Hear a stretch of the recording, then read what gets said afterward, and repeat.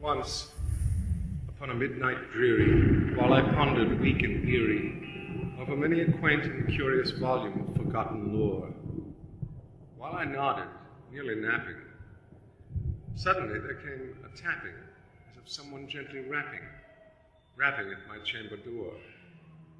"'Tis some visitor," I muttered, tapping at my chamber door. "Only this, and nothing more." How distinctly I remember it was in the bleak December, and each separate dying ember wrought its ghost upon the floor.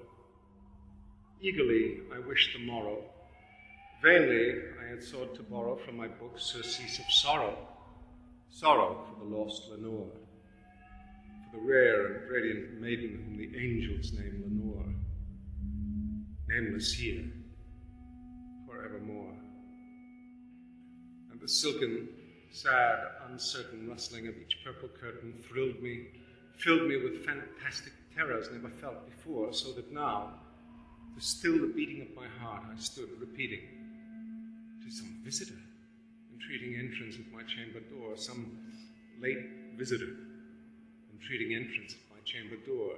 This it is, and nothing more."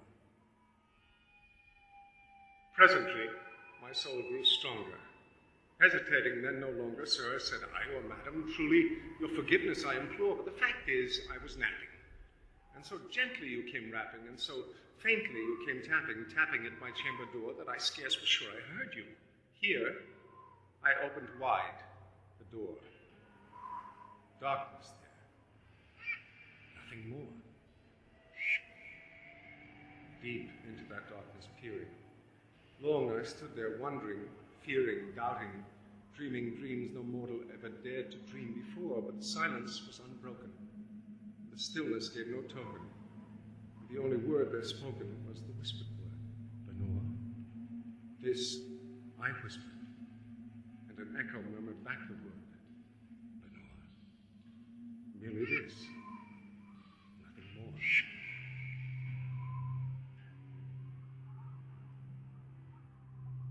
Back into the chamber turning, all my soul within me burning. Soon again I heard a tapping, somewhat louder than before. "Surely," said I, "surely that is something at my window lattice. Let me see then what thereat is, and this mystery explore. Let my heart be still a moment, this mystery explore. 'Tis the wind, and nothing more." Open here I flung the shutter, when, with many a flirt and flutter, in there stepped a stately raven of the saintly days of yore. Not the least obeisance made he, not a minute stopped or stayed he, but with mien of lord or lady, perched above my chamber door, perched upon a bust of Pallas, just above my chamber door, perched and sat, nothing more. Then this ebony bird, beguiling my sad fancy into smiling, by the grave and stirred decorum of the countenance it wore. "Though thy crest be shorn and shaven, thou," I said, "art sure no craven, ghastly, grim, and ancient raven, wandering from the nightly shore. Tell me what thy lordly name is on the night's Plutonian shore." Quoth the raven, "Nevermore." Much I marveled this ungainly fowl to hear discourse so plainly, though its answer little meaning, little relevancy bore, for we cannot help agreeing that no living human being ever yet was blessed with seeing bird above his chamber door, bird or beast, upon the sculpted bust, upon his chamber door, with such a name as Nevermore. But the raven, sitting lonely on the pallid bust, spoke only that one word, as if his soul in that one word he did outpour. Nothing farther than he uttered, not a feather than he fluttered, till I scarcely more than muttered, "Other friends have flown before. On the morrow he will lead me, as my hopes have flown before." Then the bird said, "Nevermore." Startled by the stillness broken by reply so aptly spoken, Doubtless, said I, what it utters is its only stock in store, caught from some unhappy master whom unmerciful disaster followed fast and followed faster, till his songs one burden bore, till the dirges of his hope that melancholy burden bore of never, nevermore. But the raven, still beguiling all my fancy into smiling straight, I wheeled a cushioned seat in front of bird and bust and door. Then, upon the velvet sinking, I betook myself to linking fancy unto fancy, thinking what this ominous bird of yore, what this grim, ungainly, ghastly, gaunt, and ominous bird of yore meant in croaking nevermore. This I sat engaged in guessing, but no syllable expressing to the fowl whose fiery eyes now burned into my bosom's core.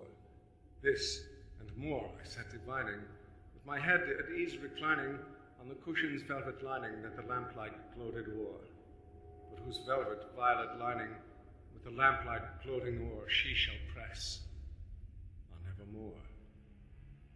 Then methought the air grew denser, perfumed from an unseen censer swung by seraphim, whose footfalls tinkled on the tufted floor. Wretch, I cried, thy God hath lent thee, by these angels he hath sent thee respite and nepenthe from the memories of Lenore. Quaff, O quaff this kind nepenthe, and forget this lost Lenore, quoth the raven, nevermore.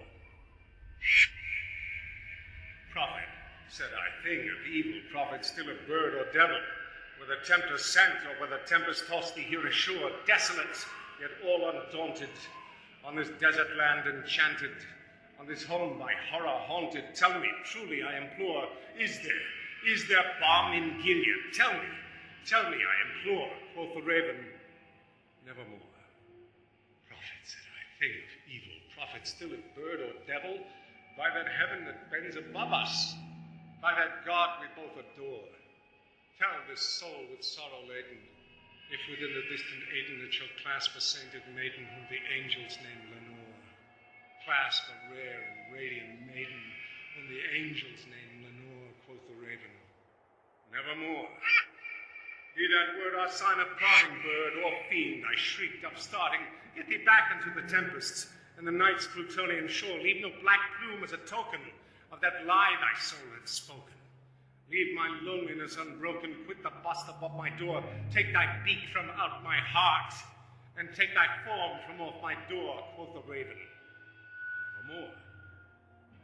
And the raven, never flitting, still is sitting, on the pallid bust of Pallas just above my chamber door. To his eyes have all the seeming of a demon's that is dreaming, and the lamplight o'er him streaming throws his shadow on the floor, and my soul, from out that shadow that lies floating on the floor, shall be lifted